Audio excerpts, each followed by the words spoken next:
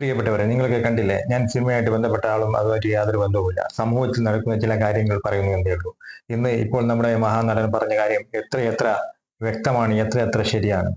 മാധ്യമങ്ങൾ കൊണ്ടില്ല, അദ്ദേഹത്തിന് ചോദ്യങ്ങൾക്ക് ചോദിച്ച് മറുപടി പറയാൻ പോലും സമയം കൊടുക്കുന്നില്ല.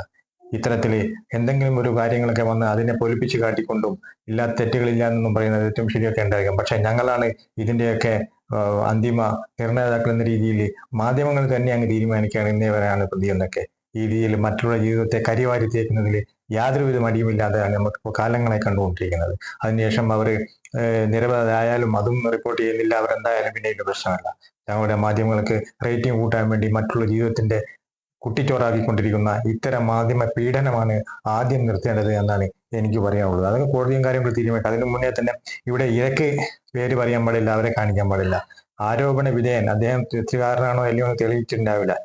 അതിനു മുന്നേ തന്നെ ഇവര്